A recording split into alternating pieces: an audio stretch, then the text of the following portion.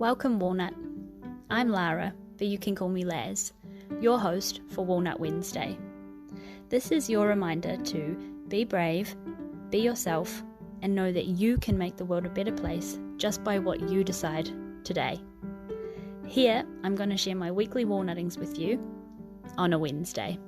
Good morning, Walnut. It is me, Laz, here for another episode of Walnut Wednesday. I am your hostess with the mostess when it comes to this podcast, where we just talk about I basically share my experiences of times where I have been a walnut. And that can look like so many different things. So if you're new here, nice to meet you. Welcome. I'm looking forward to having you in my walnut world. And if you're an OG walnut, reformed peanut turned walnut, hello, you delicious banana. Can't wait to talk to you about this week's episode. Walnut, you know how okay, let me just collect myself.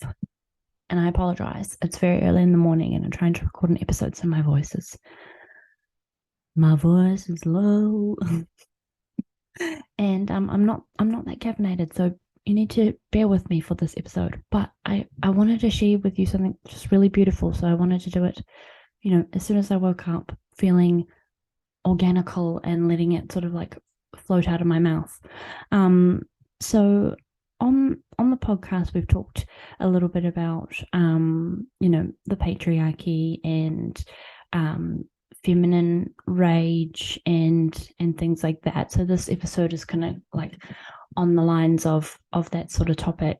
But one thing that's sort of been coming up for me and my girlfriends a little bit lately, well, not coming up, but we've had conversations about it, is this theory of the mental load. I can't remember if I've discussed it with you or not, Walnut, but basically the mental load is all of the invisible household family tasks that naturally the woman kind of does in a household or in a relationship or in a family. And that is things like emptying the dishwasher or scrubbing the bathtub that I randomly felt called to do yesterday just before I had a shower. It took me 40 minutes to have a shower because I realized I needed to remove my nail polish. Then I scrubbed the bathtub and then I did anyway, I digress. But so it is a thing. And if you kind of look it up, if you're resonating with what I'm saying, you might kind of find some examples and you're like, oh my God, yeah. And it's sort of the mental load is the thing that sort of can lead to building resentment for your partner, and not only resentment, but just that feeling of I do so much and receive so little. And I've been in a place lately of where it's felt really tit for tat, it's like, oh, you do this, well, you don't do this, well, you don't do this. And the walnut communication has been a little bit off. So it's timely that this mental loady stuff has kind of come up as well. I think not that I have I have a fur baby, but I'm not we haven't made a full human family at present. But I feel also my job as an assistant or a coordinator or in those jobs where you are that kind of go-to person, the glue that holds everything together person, you can kind of get it in those kind of ways as well. So so you might resonate with this even if you don't have a partner or you know what I'm trying to say. You know what I'm trying to say? I'm not going to over elaborate because I'm here to tell about my walnutting. So Walnut, when I went through my Weltschmerz saga, again, timeliness of my life, I was going through some transmissions from my beautiful, wonderful, divine teacher friend, reader, healer, Amy Bellier of Cosmic Oracle. And I was going through some transitions with her, and she was talking about it's like a whole other woo-woo tangent, but basically she was talking about the oneness and like going back to that source energy, and kind of how my takeaway from it was sometimes we need to like not up level, but like it's like this overcoming place. Um, and she was talking about that even with the patriarchy and the very, very huge shift and almost battle between divine masculine and divine feminine energy, um, there needs to be a kind of like forgiveness aspect to that to arrive at, not to arrive, but like to get to that point and feeling and embodiment of the oneness of the big kahuna delicious energy, right? And I mean, it kind of makes sense, even if you're not a woo-woo person, right? So what I wanted to talk about with you, Walnut, is I had an experience. My walnutting experience, as I mentioned, my things for me have felt a little bit tit for tat. They felt heavy. There's been a lot of resentment. There's been mental load on top of resentment. And, you know, even like being a fur parent to Kevin has come with it. It's like, I feel like I do everything, but it's kind of balanced out now. So I had an experience, and that's the walnutting that I want to share with you this week, Walnut, where I experienced the divine energy in total harmony. So masculine and feminine energy does not necessarily mean, you know, man and woman. Okay, well, let's just get that really clear. You can be in your masculine energy and have a vagina. But in this context, it kind of is a little bit. But masculine energy, divine masculine energy, like when you think of masculine energy, it is sort of like the day-to-day structure. It is the container, the boundary, the foundation of of the box, of the house, of the thing. Feminine energy is that flow of, and so it's nice to, I like to sort of think about it where like the masculine energy is like the holder. So it doesn't necessarily need to be like I'm visualizing like being put inside a box. It doesn't really need to be that, but it's like the holder of the thing, where the feminine energy can flow in between, and inside that thing freely. There is no time. There is no should or have to do or any of that kind of stuff. And you obviously naturally need to like float through both of them through different situations and things like that. And that's why I hesitate from saying the word balance, because things are never going to, you know, balance doesn't, it's not 50-50 because it's always floating, right?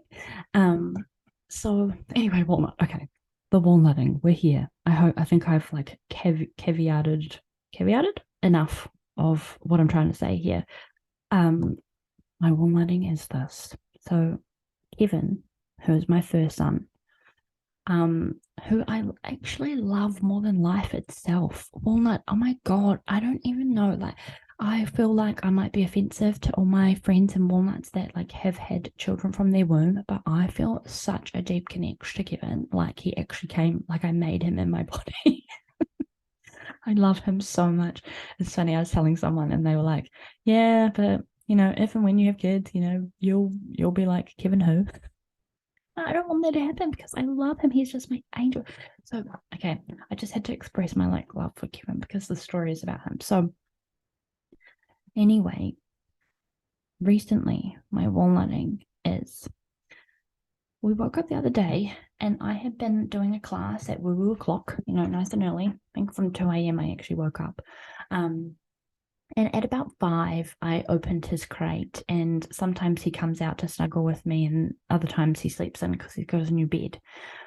It got to 6 o'clock and he still wasn't in there, and I was like, oh, he must be just having a real big sleep in.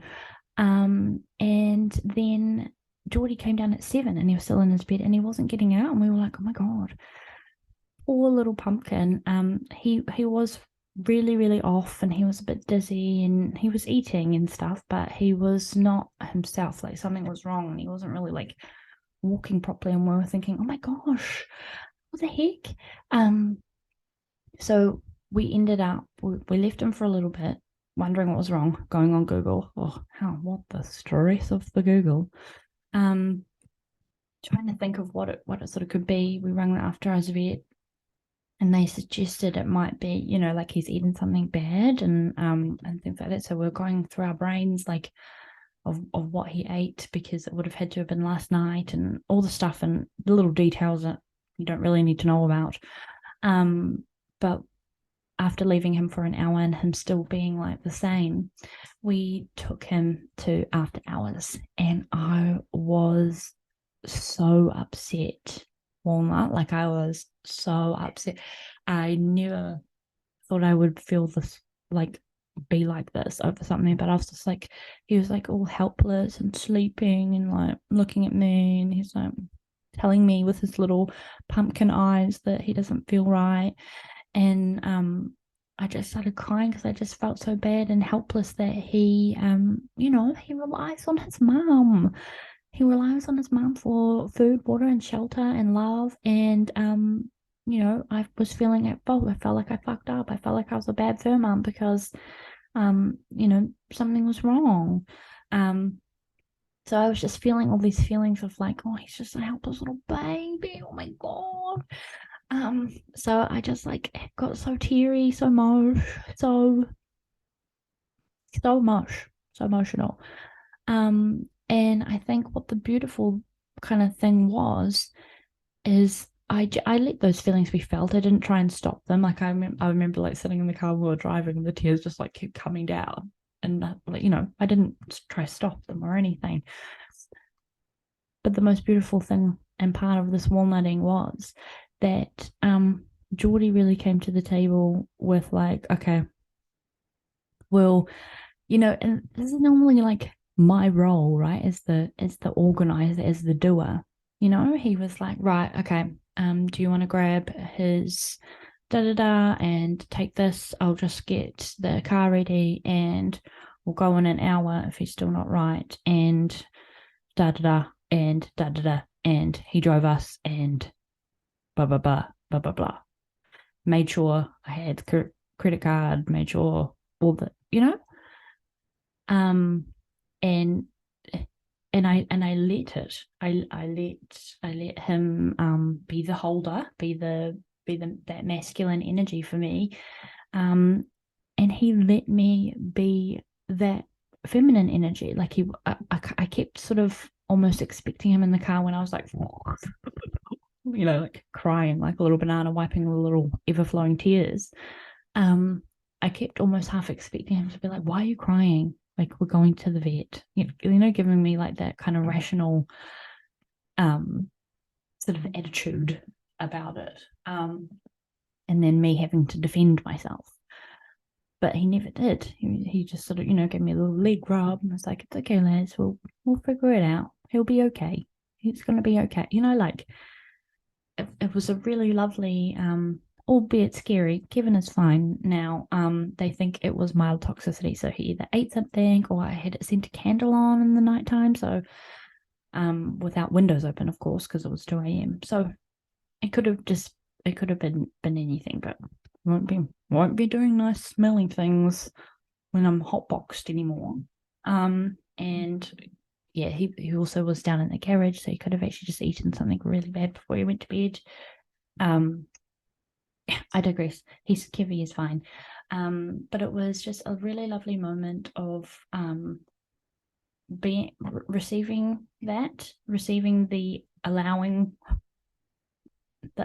to be held, and how am I trying to say this, Walnut? You get what I mean, right? Like, I think it was this experience of the divine energies in harmony in a very mini example, in a very small, non-ethereal example where I got to flow, I got to just feel my feelings and respond and react to my situation and what my body's doing. And as a result, Geordie took the reins of being the rational, calm and collected, organized one, and it flowed together, and we made it work in this full partnership, and it was really lovely. And I don't know why I keep thinking back to the TV show Vikings or the Viking people, where they had the shield maidens and the stuff, and the women did the farming just as much as the men, and all the things. I think it was kind of like, I keep thinking of that. So it was sort of just like this, where there wasn't a more or less person. There wasn't a resentment. There was we just need to work together for this, not necessarily the oneness, but for the partnership, for our fur family, for us, not ourselves. And I think that was just the most beautiful moment that I wanted to share with you, Walnut, because you see people talking about like masculine energy, feminine energy, and for a time, especially in the Walnut journey, I was really focused on trying to connect with that flow and that feminine, because I had been conditioned to I'd become so rigid and so organized, and I felt like I almost wasn't even a fun person anymore. And I just wanted to showcase, Walnut, that a few different things, right? But that the harmony and the flow of energy is important. But also, and how wonderful it can be when you can be in that high priestess energy, and someone else brings the high priest energy, and you work together. It's like you have your own things to the table. I was able to be very sensitive and nurturing and cuddly to my fur baby who wasn't feeling very well, and Jordan was the person who got us in the car and sorted out all the logistics and stuff, for the greater good of our little family. There was no room for resentment or for thinking about all the other things that that I do more, that he does more. It was just balanced. It was just so balanced. Or not balanced, but it was I don't know. We were just putting, I suppose balance is the kind of right word. Not equal, but balanced, in terms of, because you know what I'm trying to say, right, Walnut? It's not equal in the sense that all of the extra to-do list things, someone in this situation did more of them than others. I think it probably would have been Geordie who got the thing, did the thing, and I just held space for our emotions, and for my little baby, my fur baby. So I think I'll wrap up this episode there, Walnut, but just I would encourage you to have a little look at if you resonated with any of those feelings that I was talking about at the beginning of the episode, and try and see where you can actually find that divine harmony and balance between the other ones. Why are you resentful? What happened and what needs healing? Or why are you feeling rage and what needs healing? And also, I'm not a bloody saint, and I realize that I'm not, the other feelings will certainly come back. But what I'm doing with this experience that I've just had, Walnut, is using it as an example of that flow and that harmony between the two things. And that's not that not that the patriarchy doesn't exist, not that rage doesn't exist, not that I don't even need to elaborate, because I can already feel in my butt that you know exactly what I'm saying. But there is this moment where you are shown And for me, it was that situation, I feel, where you were shown that sometimes there is that bigger picture and that bigger, more important thing. I think once you've done a little bit of the reflection and the healing work, right? Like we have a part to play in every piece of our walnut world, and sometimes it's really ugly, and requires just taking ownership of our part to play in arguments when we're feeling rage in the patriarchy. Well, not. I feel like I keep digging myself into little sentences that are not correct, and I feel like I need to have a coffee. So on that note, Walnut, I hope you can dissect out the parts of what I'm trying to say with my voice this morning. And if you would like to talk about this further, please join the Walnut Tree. Share and tag me in this episode, or just message me. I'd love to know what you think about this topic. But thank you for listening to this episode. Thank you for being here. Thank you for your time. You are beautiful, you are sexy, you are delicious, and you are worthy of taking up space. You are worthy for taking up space, and you are awesome for doing everything that you're doing. I love you. You're beautiful, you're sexy, you're delicious. And I'll talk to you next week. Bye.